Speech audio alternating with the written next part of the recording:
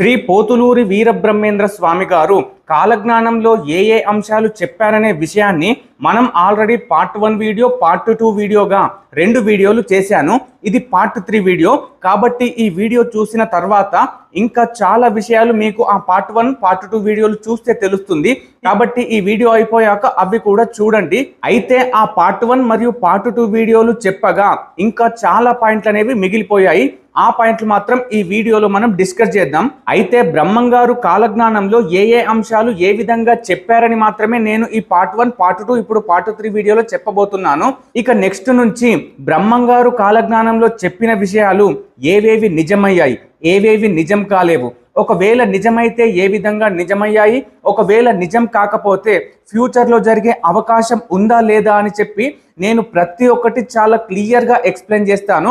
కాబట్టి ఈ part 3 video అయిపోయిన తర్వాత మనం తర్వాత వీడియోలో నిజమయ్యాయా నిజం కాలేవా అనేవి చర్చిద్దాం.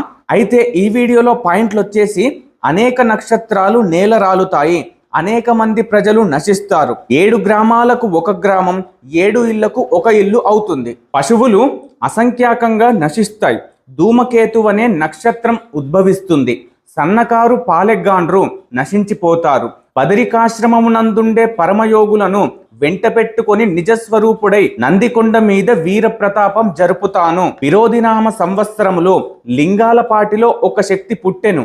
ఆ శక్తి అంకమ్మాను పేర లోకమంతా సంచారించి చికాకుపరిచి దక్షిణ భూమినంతటిని దగ్ధము చేసి తిరిగి మళ్ళీ నందికొండకు చేరును. ప్రమాదీచనామ సంవత్సరము నాటికి మేము 8 సంవత్సరముల వయస్సు గలవారమై వీరభోజ యాచార్యులమై విరాజిల్లుతాము.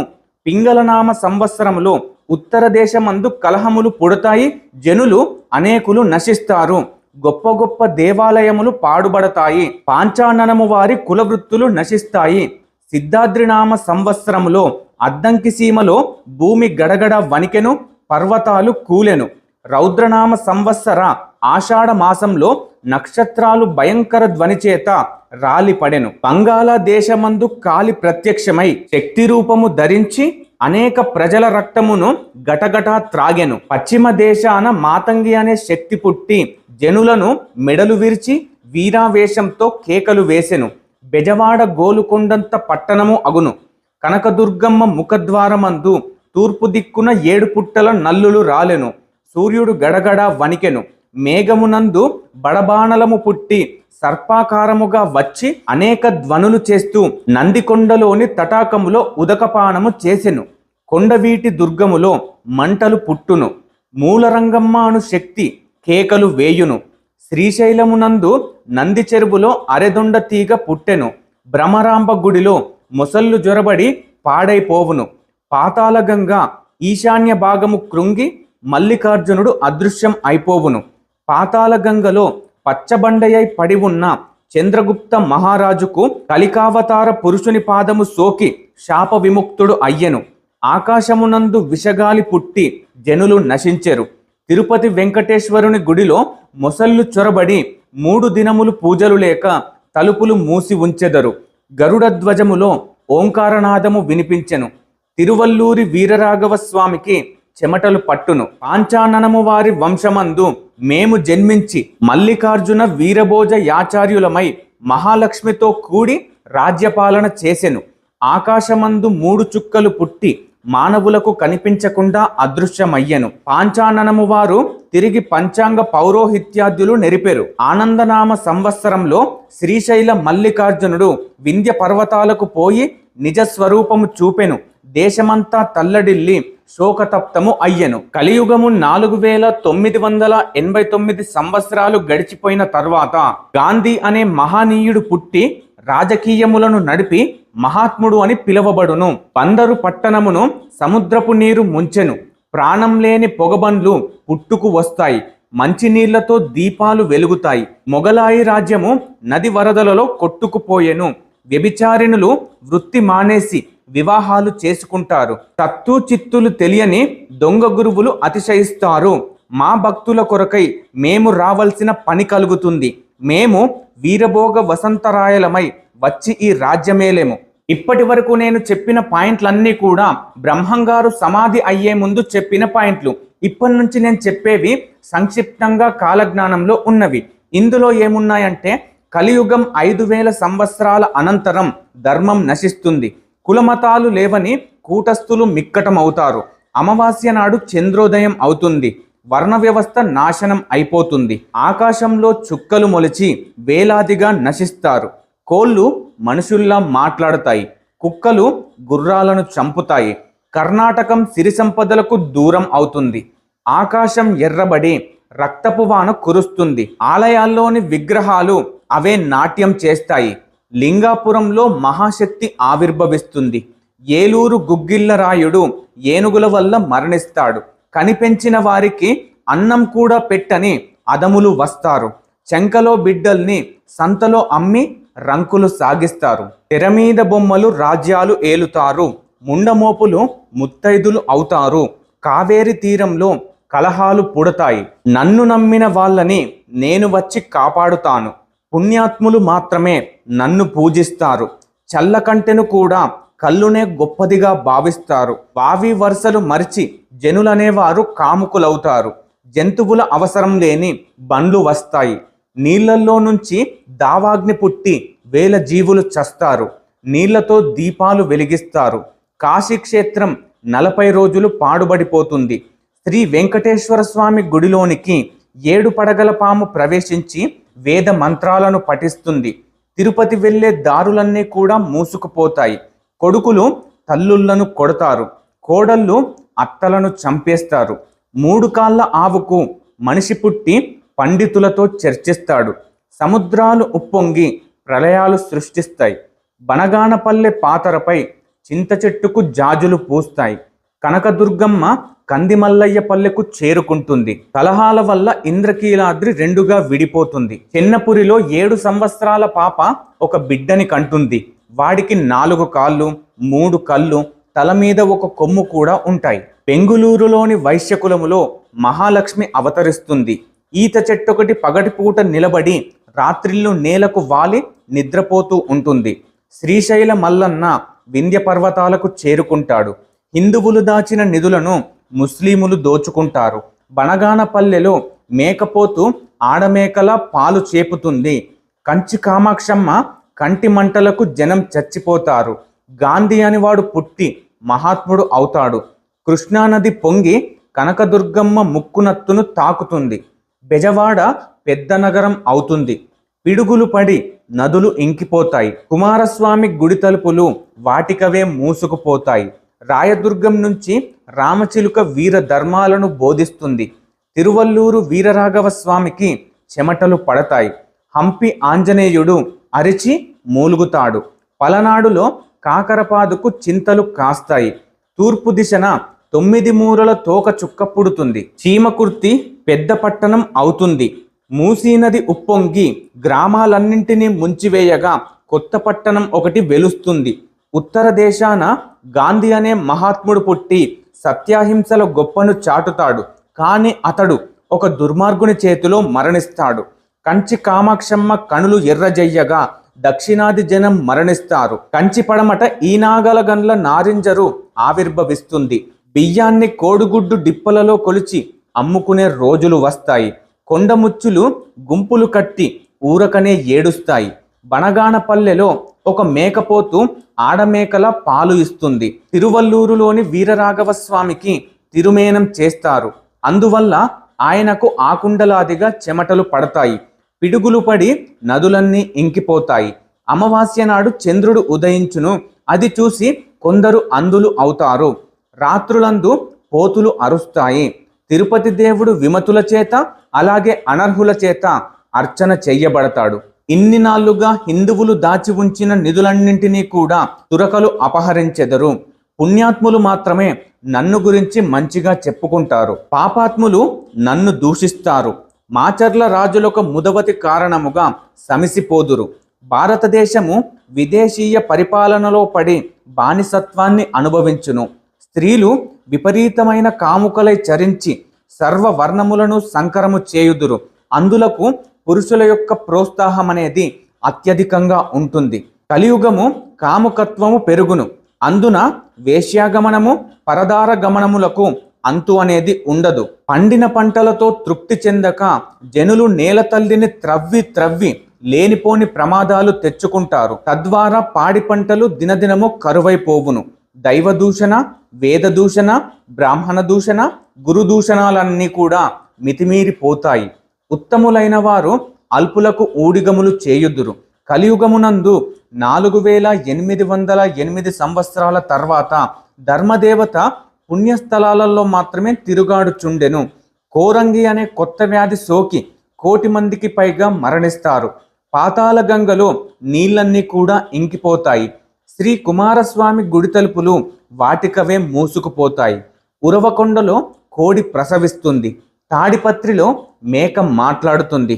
రాయదుర్గంలో రామచిలక వీర ధర్మాల్ని బోధిస్తుంది. మల్లికార్జునుడు శ్రీశైలాన్ని వదిలి వింధ్య పర్వతాలకు వెళ్ళిపోతాడు.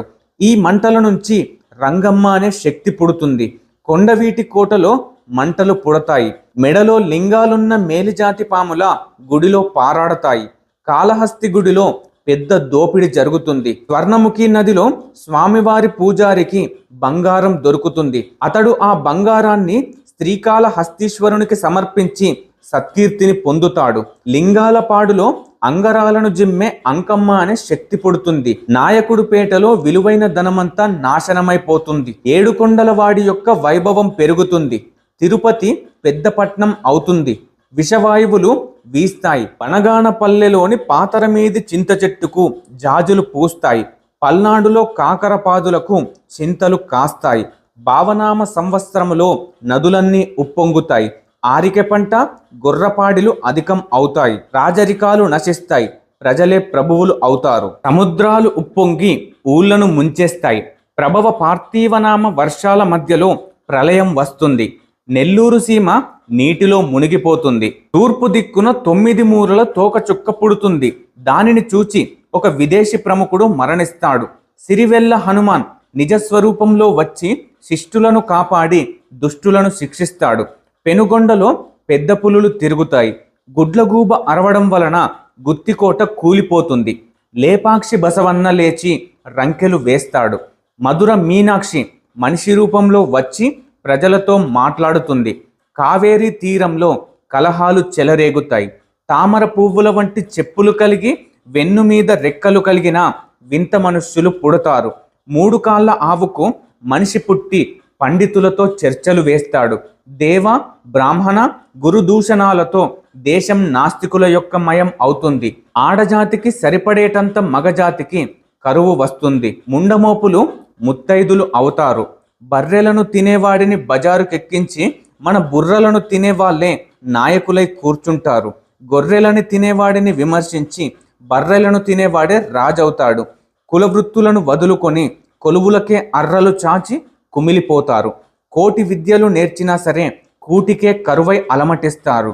ఇల్లు వాకిళ్ళు, పొలం పుట్రలు అమ్ముకొని కళ్ళ చదువులకు లోబడిపోతారు. ప్రపంచమంతా అనాథ శిశువులతో నిండిపోతుంది. అనేక రకములైన అంగవైకల్యాలతో, అనాకారితనాలతో మనిషి రూపం అనేదే మారిపోతుంది. మత ప్రాబల్యం మానవత్వాన్ని నశింపచేస్తుంది. వివిధ దేశాల నడుమ విద్వేషాలు పెరిగిపోతాయి. ఇల్లాళ్లను ఇంటికి దాసిలా హింసించే మగపీనుగులు ఆవిర్భవిస్తారు. వ్యభిచారుల వలె భర్తలను డబ్బు కోసం వేధించుకు తినే భార్యామణులు ఏర్పడతారు. చంకలో బిడ్డల్ని సంతలో అమ్మేసి రంకులు సాగించే రమణీమణులు వస్తారు. భార్యలు భర్తలను తిడతారు. అన్ని వస్తువుల్లో కూడా కల్తీలు పెరిగిపోతాయి. వేదాలలోనూ పురాణాలలోనూ లేని ఎవరెవరో కొత్త దేవుళ్ళు పుట్టుకొస్తారు. వారిలో అసలు దేవుళ్ళెవరో తెలియక భక్తులు, అసలు భక్తులెవరో తెలియక దేవుళ్ళు తలక్రిందులు అయిపోతారు. పనికి మాలిన వాళ్ళు వేదాలు చదువుతూ పంచాంగాలు చెబుతారు. బ్రాహ్మణులు బానిసలుగా మారిపోతారు. రక్తం వర్షిస్తుంది. లక్ష్మి దుఃఖిస్తుంది. నంది రంకెలు వేస్తాడు. శ్రీగౌరి కన్నీరు మున్నీరుగా పెడుతుంది. శివుడి యొక్క కంట మినుగురులు కురుస్తాయి. రాత్రి పగలు అనే తేడా లేకుండా గద్దలు అరుస్తూ ఉంటాయి. జాము జాముకు కుక్కలు మొరుగుతూ ఉంటాయి.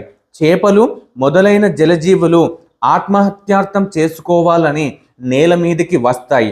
కూర్చున్న వాళ్ళు కూర్చున్నట్లే నశిస్తారు. నడిచేవాళ్ళు నడుస్తూనే మడిసిపోతారు. నిదురబోయే వాళ్ళు ఏకంగా నిద్రలోకే జారుకుంటారు. నిలబడి చూసేవాళ్ళు నిలబడే నీరైపోతారు. కాలి కర్ణాటక దేశానికి, దుర్గ తురకల దేశానికి, అర్కసోముడు అరవ దేశానికి, వీరభద్రుడు కేరళకు పంపబడతాడు. లింగాపురంలో ఒక మహాశక్తి ఆవిర్భవిస్తుంది.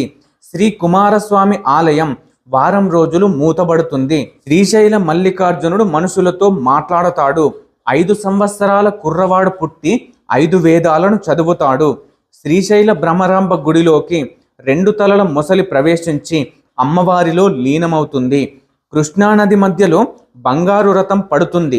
దాన్ని చూసిన జనం గ్రుడ్డివారు అవుతారు.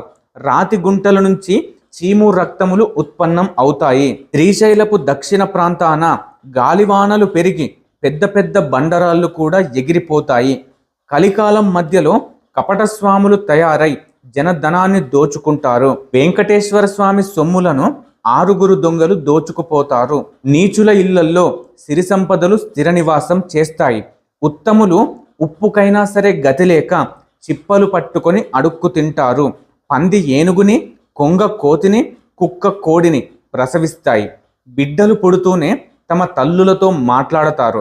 ఆకాశం ఎర్రబడుతుంది, రక్తం వానలా కురుస్తుంది. శ్రీ వెంకటేశ్వర స్వామి గుడిలోనికి 7 పడగల పాము ప్రవేశించి బ్రాహ్మణుడిగా మారి వేద మంత్రాలు చదువుతుంది.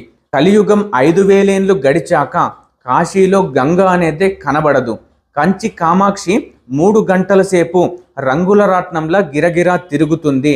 మలయాళ దేశంలో మందపాలుడు మనుష్యులతో మాట్లాడతాడు. కురుక్షేత్రంలో సామూహిక హత్యలు జరుగుతాయి. విజయనగర సామ్రాజ్య వైభవాలు వ్యయమైపోతాయి. విమత్సులు మన దేశపు నిధులను దోచుకుపోతారు. కుక్కలు గుర్రాలను చంపుతాయి. వైష్ణవులలో అంతర్యుద్ధాలు కలుగుతాయి. తిరుపతి వెంకటేశ్వర స్వామి యొక్క కుడి చెయ్యి అదురుతుంది. పచ్చిమిరప చెట్టు వంటి అతి పొట్టి చెట్లకు కూడా నిచ్చెనలు వేసుకొని ఎక్కేటంతటి మరుగుజ్జులు పుడతారు. మాడు చిట్లడం, గుండెలవియడం వంటి వ్యాధులతో జనులు నశిస్తారు. పులి, మేక ఐకమత్యంతో ఉంటాయి. నీళ్లలోని మహాశక్తితో దీపాలు వెలుగుతాయి.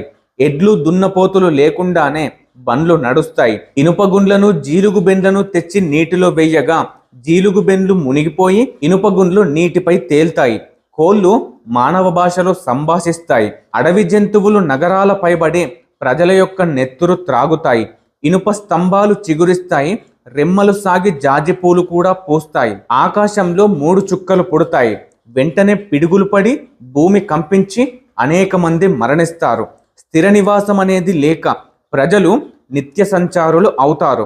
అతి తిండి, అతి నిద్ర వల్ల విపరీతమైన వ్యాధులు వస్తాయి. పగలు అన్నా చెల్లెళ్ళుగా మసులుతూ రాత్రుళ్ళు రతుల్లో మునిగిపోతూ ఉంటారు. వావి వరుస అనేవి మచ్చుకు కూడా లేకుండా పోతాయి. వర్ణ వ్యవస్థ సర్వనాశనం అవుతుంది. అన్ని కులాల వాళ్ళు అధోగతి చెందుతారు. శంకరులే సామ్రాట్టులు అవుతారు.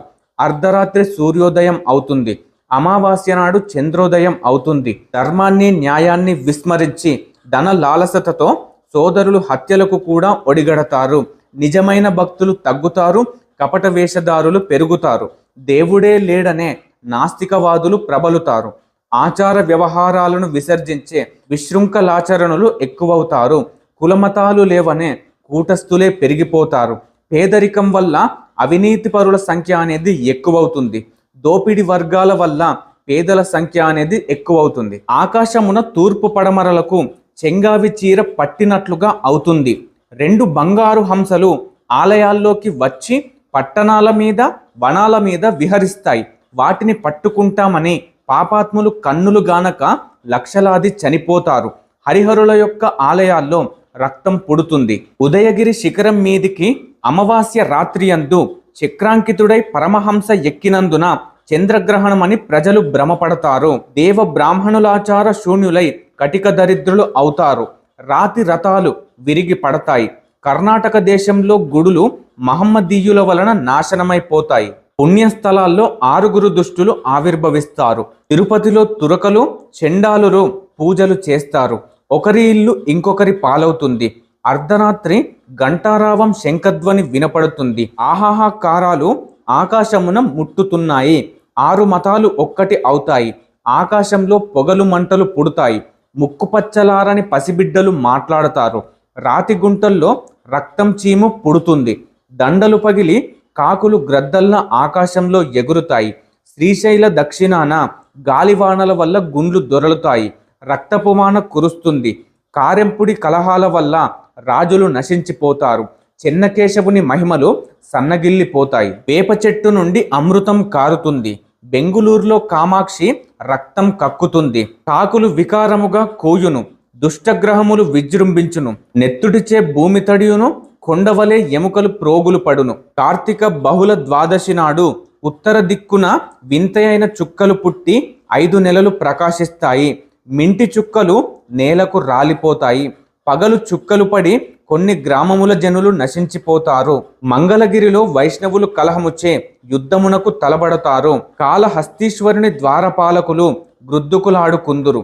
12 రోజులు గోదావరి నదిలో నీరు సమిసి తదుపరి మళ్ళీ ఉప్పొంగును. విజయనగరం పూజలందుకొని కొన్ని రోజులు చెడిపోవును. ఊరూరా జనములు కలహములతో కొట్టుకొని చస్తారు. నోటిలో బొబ్బళ్ళు పుట్టి రక్తం కక్కుకొని గుండెలు పగిలి నడినెత్తి పగిలి కొందరు చచ్చిపోతారు. శిలలు కండలను గ్రక్కును. వాటిని తినుటకు గద్దలు వచ్చి చచ్చును. ఆ చచ్చిన గ్రద్దలను పట్టుకొని ప్రజలు పిచ్చిగంతులు వేస్తారు. చోళమండలము నశించును. వేదము మాలలు నేర్తురు. వేశ్యల వ్యామోహముచే దరిద్రులు అవుతారు. దొంగల బెడద, రోగముల బాధ, అగ్ని భయం అనేవి అధికముగా అవును. వావి వరుసలు చెడిపోతాయి. పాడి పంటలు పెరిగిపోతాయి. కలహములచే కొట్టుకొని కొందరు చనిపోతారు. జాతి సంకరం కలుగుతుంది. కులధర్మాలు అడుగట్టుతాయి. రాజులు రాజ్యాలను విడిచి నీచ పనులకు పాల్పడి దేశములందు ద్రిమ్మరులగుదురు. నీచులు మిక్కటమవుతారు. శాంతమూర్తులు కోపిష్ఠులు అవుతారు. మితి తప్పిన తిండి, మితిమీరిన నిద్ర వల్ల జీవులు నిలిచిన తావున నిలువక సంచారము చేయుదురు. పాపములు పెరుగును. కలహములు అధికంగా అవును. ఊరికి ఒక గురువు అవతరిస్తాడు. నా భక్తులు ధర్మమును వెదజల్లుతారు. నా నామము అంగటియందు అమ్మబడుతుంది. దొమ్మరులు దొరలవుతారు. రామదాసు రాజ్యం చూచెను. కావేరి గట్టు తప్పెను. పట్టణాలు నశించును. కొందరు భక్తులు సాహసించి తీగను ఖండించి మఠములోనికి వస్తారు. మఠమున 1,11,000 గండ కత్తెరలతో మెడలు కత్తిరించుకొని మృతి చెందుతారు. సాహసులు వీరకాశలను గట్టి నా మఠానికి వస్తారు. అమావాస్య నాడు అయిన చంద్రోదయం వల్ల అనేక విరక్తులు కలుగుతాయి. నా భక్తులకు పంచాననము వారు సమాధి వద్ద ప్రాణములు విడుచుట మంచిదనే బయలుదేరుతారు. సూర్యచంద్రులు గతులు తప్పుతారు. భూమి గిరగిరా తిరుగుతుంది. తలక్రిందులై పోవును.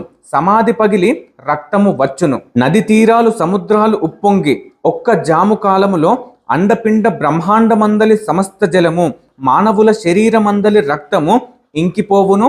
నా భక్తులు వత్తులై నిలబడతారు. లోకరక్షకుడు విష్ణువు గనక బ్రహ్మ లేడు, శివుడు లేడు అని హరిహర భక్తులు వాదులాడుకుంటారు. ఈ తర్కము శ్రీశైలము వరకు పోవును. ఋషులు దీనికి తీర్పును చెప్తారు. శివోదకము విష్ణుదకము అనువాదమేలా ఉదకము ఎవరిదైనా వాడుకొని పోవుడని సూచన చేయుదురు.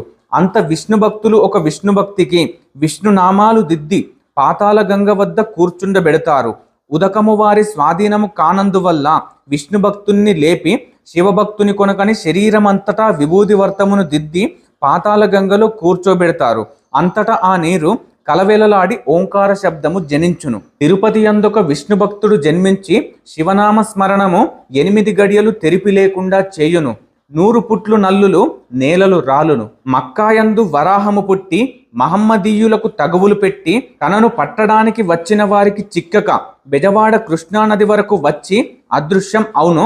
అందువలన కొందరు చనిపోతారు. నెల్లూరు సీమ నీటిలో మునిగిపోతుంది. 4 దిక్కుల యందు 4 పుట్టి దేశము మీదికి వస్తారు. పడమటి యందొక చింతతొర్ర నుండి దిగంబరుడు అవతరించి దక్షిణాన తానే గొప్పవాడు అని అంటాడు. నా భక్తులు ఇవి ఏవీ కూడా నమ్మరు. ఉత్తరాది యందొక మర్రి తొర్రలో నెత్తిన కొమ్ములున్న మహాత్ముడు పుట్టును. చీలిన చెట్టు నుండి బయటకి వచ్చి దేశమున తానే భగవంతుడు అని అంటాడు. ఈశాన్య దిక్కున విషగాలి మడికొండందు సుడిగాలు పుట్టి కొందరు చనిపోతారు. నా మఠమునకు ఈశాన్యమున వాగపర్తి దిక్కుగా పంచాననము వారి చిన్నదాని గర్భము పగిలి చిన్నవాడు జన్మించుడు. అతడు తానే భగవంతుణ్ణి అని చెప్పును. నా భక్తులు అది నమ్మరు. ఈశ్వరనామ సంవత్సరము నుండి విక్రమ సంవత్సరం వరకు 7 గ్రామాలకు 1 గ్రామం అవుతుంది. కప్ప కోడివలె కూస్తుంది. విప్రులు పరజాతి దాసులు అవుతారు. పంచవేదాలను పట్టుకొని పంచములు బజారులందు పంచాంగాలు చెప్తారు. లక్ష్మీదేవి ఏడ్చును, మహాయోగి రాకను భూదేవి తెలుపును. అష్టాదశ వర్ణముల వారు శివకేశవ నామాలు చెబుతారు. నూరుగనందిని పెరిగి ఆ రాత్రి భూమి కదలాడుచుండును, ఆకాశము రక్తమగును. సామగానంతో వీరభోగ వసంతరాయలను గూర్చి పురుషాది అబాల గోపాలము పాటలు పాడుతారు. పువ్వుల వాన కురుస్తుంది. బెబ్బులులు ఊరూరా నరులను గొంతు కరిచి చంపెను. గొర్రెలు అరుచును, భూదేవి బో అని అరుచును. జోలపాడు స్త్రీల ముఖము నుండి రక్తాలు కారెను. వినాయకుడు వేద మంత్రాలను ఊరూరా చదువును. అందువలన ఆకాశమున ఆ ఆ ఆ అను శబ్దము కలిగి కొందరు చనిపోతారు. కపిధ్వజము కదిలి శబ్దమగును. భ్రమరాంబ ముందు బసవేశ్వరుడు తోకని విదులించును. కొండ మీద ఉక్కు స్తంభాన గల ప్రతిమ మాట్లాడుతుంది. విషగాలి సోకి శంకరుని కంట నిప్పులు రాలును, బసవేశ్వరుని కంట నీరు కారును. ధర్మదేవత ఆకాశమందు ఆవిర్భవించును. సూర్యగోళము నుండి వాక్కను శబ్దం మెగయును. నందీశ్వరుడు అకటాయని రంకెలు దువ్వును. పార్వతి కంట నీరు కారుతుంది. మహాదేవుని కంటి నుండి మినుగురులు కురుస్తాయి. శ్రీశైలం మల్లికార్జునుడు ప్రత్యక్షమై వీరభోగ వసంతరాయలు వస్తాడని తెలియజెప్పును. శ్రీశైలం మల్లికార్జునుని గుడిలోని విగ్రహములకు స్వరూపము వచ్చి అటుపై ఊరూరా నాట్యములు చేయును. నేరస్తులకు భయము కలుగును. లింగాపురమునందొక శక్తి పుట్టును. సప్త ఋషుల యొక్క వంశీకులు దుర్మార్గపు నడతలకు ఎగబడతారు. ద్విజులు సత్ప్రవర్తన వల్ల జూచుటకు కొల్లరు. దేవబ్రాహ్మణులకు ద్విజులకు జాతి వైరము కలిగి మతవాదములందు ద్విజులు తలలు వంచుకుంటారు. 5 సంవత్సరాల కుర్రనాగన్న 5 వేదాలు చదువుతాడు. మర్కాపురమున బంగారు ఎడ్లు కట్టబడును. 5 రకాల వాద్యములు, 4 బడిసెలు, 12 గుడార్లు, తమిడి పట్లు ఉత్పత్తి అవుతాయి. నా రాకకి ముందు దుష్టులనేవారు నశించిపోతారు. మహనీయుడగు లింగయ్య నిజరూపు జూపును. మనస్సులు కల్లోల పడును. ఆచారవంతులు అనాచారులైపోతారు. శీలవతులు నీళ్లల్లో పడి చస్తారు. అర్ధరాత్రులందు గ్రామాల్లో కేకలనేవి వినబడతాయి. తల్లిని పిల్లలు, పిల్లలను తల్లులు చూడక పొలాల నుండి తిరుగుదురు. అగ్ని వెన్నెలలా చల్లగా ఉంటుంది. పిడుగుల పాటుకు నదులన్నీ ఇంకిపోతాయి. చతురంగ బలాలతో రాజ్యాలేలే రాజులు హరించిపోతారు. అగ్నివర్షము, విషగాలులు, కొండ శిఖరాలు కూలిపోవడంతో అనేక మంది దుష్టులు రాలిపోతారు. అరచేతిలో పుండ్లు, మోకాళ్లలో మంటలు, తొడలలో పోట్లు పొడతాయి. పంది నాయన అనుచు అమ్మ అని కేకలు కూడా పెడుతుంది. నక్క నందిలాగా మొరుగుతుంది. 3 నెలల పసివాడు పెద్దలతో చర్చిస్తాడు. నరుడు నక్కలాగా అరుస్తాడు. బంగాళంలో జనులు జలము పాలవుతారు. సువర్ణముఖిలో 11 మంది భక్తులు పుడతారు. హూణ విద్యలు నేర్చుకొని జ్ఞానశూన్యులై అధర్మములను ప్రోత్సహిస్తారు. కర్నూలుకు ఉత్తరాన ఉన్న శివాలయంలో వేప చెట్టు పుట్టగా పార్థివలో దానికి 1 నెల పాటు మహోత్సవాలు జరుగుతాయి. ఆ తర్వాత చెడు వాసన పుట్టి అక్కడి వారు బొబ్బొళ్లతో చనిపోతారు. ద్వాదశాక్షరిని 12,000 సార్లు జపించిన వారికి నేను ప్రత్యక్షమై కాపాడుతాను. తేలికైన వస్తువులు నీటిలో మునిగిపోతాయి, బరువైనవి తేలుతాయి. 17వ వంతు జనాలు ఉత్పాతములకు పాల్పడి నశించిపోతారు. ధనవంతులు దరిద్రులు అవుతారు. మెట్టలు గుంటలు సమానం అవుతాయి. చాలా ప్రమాదాలు సంభవిస్తాయి. దేశము అల్లకల్లోలం అవుతుంది. కరువు కాటకాలు కలుగుతాయి. జగన్నాథుడు చంద్రగిరిని చేరుతాడు. కాశీలో పంచవన్నెల చుక్కలు మింట పొడుస్తాయి. 5 ఏళ్ల పిల్లలు భవిష్యత్తును చెబుతారు. కుంభకోణంలో గుడి కూలిపోయి మూల విరాట్ రూపము మాసిపోతుంది. పాపాగ్ని మఠము మహోన్నతం అవుతుంది. 7 పూట్ల నల్లులు కృష్ణానది తీరాన రాలుతాయి. నిలువ నీడలేని దుర్గ కందిమల్లయ్య పల్లెకు చేరుకుంటుంది. కనకదుర్గమ్మ కొండపై కలహాలు పుట్టి కొండ మొత్తం పగిలిపోతుంది. 25 పట్నాలలో రక్తము పారుతుంది. భావనామ సంవత్సరమున నదులు పొంగిపోతాయి. సూర్యుడు పచ్చగాను మనిషిలాగా కూడా కనబడతాడు. ఆకాశంలోని సూర్యుని మహిమలు మానవులకి కనబడతాయి. అది నా రాకకు గుర్తు అని చెప్తున్నాడు. నా మహిమ తెలుసుకున్న భక్తులు నన్ను పూజిస్తారు. వారిని తల్లి బిడ్డ ఎలా అయితే చూసుకుంటుందో అలా నేను చూస్తాను. ఇత్తడి బంగారంలాగా చెలామణి అవుతుంది. గోవు గర్భాన మనిషి పుడతాడు. 5 శిరస్సులు గల గోవు 2 యోనులు గల దూడ పుడుతుంది. ఒక యోని ఆవు యోనిగాను మరొకటి మానవ యోనిగాను ఉంటుంది. కొండల నుంచి కేకలు వినిపిస్తాయి. చేదు తీపి అవుతుంది, తీపి చేదవుతుంది. గోవు గర్భంలో ఉన్న లేగదూడలు మన కళ్ళకు కనిపిస్తాయి. పొత్తిళ్లలోని బిడ్డలు మాట్లాడతారు. 5 తలల మేకపోతు పుడుతుంది. పంది కడుపున ఏనుగు పుడుతుంది. చీమ మనకు ఏనుగులాగా కనబడుతుంది. స్త్రీలు రాజ్యాన్ని ఏలుతారు. యథా రాజా తదా ప్రజకి బదులు యథా ప్రజ తదా రాజా ఏర్పడుతుంది. శూద్రులు ధర్మబోధనలు చేస్తాయి. జితేంద్రియులు ధనుర్బాణముల వల్ల చనిపోతారు. తల్లిదండ్రులు స్త్రీలను అమ్ముకుంటారు. రుద్రభూమిలో భక్తులు ఉదయిస్తారు. దక్షిణమున తగువులాడుకొని ప్రజలు చనిపోతారు. ఉత్తరమున యుద్ధాలు జరుగుతాయి. పడమటి దేశమును స్త్రీలు పరిపాలిస్తారు. కాశీలో మాత్రమే భక్తులు ఉంటారు. ప్రజలు మాత్రమే ప్రభువులు అవుతారు. ప్రాణము లేని రాతి వల్ల, ఉప్పొంగిన సముద్రం వల్ల పల్లె పట్టణ ప్రజలు గొడవలు పడి నశించిపోతారు. పంటలు పెరుగుతాయి, తెగుళ్ళు కూడా పెరుగుతాయి. ఋతువులు కాలగతి తప్పుతాయి. భార్యభర్తలు, సోదరీమణులు, బంధువులు, గురు శిష్యులు, రాజు సామంతులు ఒకరిని ఒకరు మోసగించుకుంటారు. మాన ప్రాణములు కొల్లగొడతారు. భక్తి జ్ఞాన వైరాగ్య పౌరుషములు పట్టు తప్పిపోతాయి. వేదశాస్త్రములు విప్రుల కల్పితులమని, వర్ణాశ్రమములు కట్టుకథలని, మాతంగులు పవిత్రులని, పశుపతులు గొప్పవని, మంత్రతంత్రములు మిథ్యలని తగువులు ఆడుకుంటారు. అన్యాయం న్యాయమవుతుంది, న్యాయం అన్యాయమవుతుంది. అబద్ధం నిజమవుతుంది, నిజం అబద్ధమవుతుంది. క్షణికానందాన్ని ఇచ్చే లౌకిక విద్య ఎక్కువవుతుంది. స్త్రీలు పురుషులు అనే జాతులు రెండే అని వాదులాడుతారు. మహాకలియుగంలో 5000 సంవత్సరాల తర్వాత ఈ లోకంలో ధర్మం అనేది నశించిపోతుంది, అధర్మం అనేది పెరిగిపోతుంది. కాబట్టి ఈ విధంగా బ్రహ్మంగారు కాలజ్ఞానంలో చాలా విషయాలు చెప్పారు. అయితే ఇందులో ఒక్కొక్కసారి వచ్చిన పాయింటే మళ్ళీ వచ్చి ఉండవచ్చు. ఎందుకంటే నేను బ్రహ్మంగారి కాలజ్ఞానం అనేది కేవలం ఒక్క పుస్తకం ఆధారంగా మాత్రమే చెప్పలేదు, ఒక 2 పుస్తకాలు చెప్పాను. మొదటి పుస్తకంలో, రెండవ పుస్తకంలో ఒకే విధంగా ఉన్న పాయింట్లు నేను మళ్ళీ చెప్పి ఉండవచ్చు. కాబట్టి దాన్ని మీరు కొద్దిగా ఎక్స్క్యూజ్ చేసేయండి. సో ఈ విధంగా బ్రహ్మంగారు కాలజ్ఞానంలో చెప్పిన విషయాలన్నీ పూర్తయ్యాయి. ఈ వీడియోతోని బ్రహ్మంగారు కాలజ్ఞానంలో ఏ విధంగా ఏ పాయింట్ చెప్పారనేది మాత్రమే తెలుసుకున్నాం.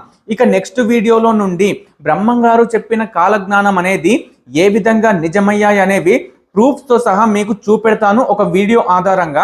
అది కూడా ఒక వీడియో రావచ్చు, 2 వీడియోలు రావచ్చు, లేదంటే ఇంకా చాలా వీడియోలు కూడా రావచ్చు. వాటన్నింటినీ కూడా మీరు ఆదరించండి. అలాగే ఇవన్నీ చెప్తున్నాను కదా అని చెప్పి భయపెట్టడానికి మాత్రం కాదు, మనమందరం కూడా ధర్మాన్ని పాటించడానికి మాత్రమే నేను ఈ పాయింట్లన్నీ చెప్తున్నాను. ఇందులో ఉన్న విధంగా మనం ప్రవర్తించకూడదు. కేవలం ఇందులో ఉన్న ధర్మవాక్యాలను మాత్రమే మనం ఆచరణలోకి తీసుకోవాలి. మిగిలిన అధర్మ వాక్యాలు అన్నీ కూడా వదిలిపెట్టాలి. ఎందుకంటే ఇందులో స్త్రీలు పురుషులు అనే తేడా లేకుండా కాముకులవుతారు అని ఉంది కదా అని బ్రహ్మంగారు చెప్పింది మనం నిజం చెయ్యాలని మనలోని కామాన్ని పెంచుకోకూడదు. ఆ కామాన్ని తగ్గించి బ్రహ్మంగారు చెప్పింది ఇంకా నిజం కాలేదు అని చెప్పి మనమే ధర్మాన్ని పాటించాలని చెప్పి నేను ఈ వీడియోలన్నీ కూడా ముందుకు తీసుకువస్తున్నాను. అలాగే కేవలం బ్రహ్మంగారిది కాకుండానే విదేశీల్లో కూడా చాలా మంది చెప్పారు. అలా చెప్పిన వారిలో నాస్ట్రోడామస్ అనే వ్యక్తి కూడా ఒకరు. మీరు ఆ నాస్ట్రోడామస్ గారు కూడా చెప్పిన విషయాలు తెలుసుకోవాలని అనుకుంటే నాకు కింద కామెంట్ సెక్షన్లో నాస్ట్రోడామస్ యొక్క కాలజ్ఞానం అని చెప్పి కామెంట్ చేయండి. ఆ విధంగా నేను ఆ కాలజ్ఞానాన్ని కూడా తెలుసుకొని వీలైతే ఆ పుస్తకాలు కూడా సేకరించి అందులో కూడా ఏముంది అనే విషయాలు నేను మీకు చెప్తాను. ఇక నెక్స్ట్ వీడియోలో మళ్ళీ కలుద్దాం. మీకు కనుక నెక్స్ట్ వీడియో రావాలి అంటే నా ఛానల్ని సబ్స్క్రైబ్ చేసుకొని బెల్ ఐకాన్ ఆన్లో పెట్టుకుంటే నేను నెక్స్ట్ వీడియో అప్లోడ్ చేసినప్పుడు మీకు నోటిఫికేషన్గా వస్తుంది, మీరు తొందరగా చూసేయచ్చు. సో అంతవరకు ఉంటాను. మరి నేను మీ నవీన్ కోరే.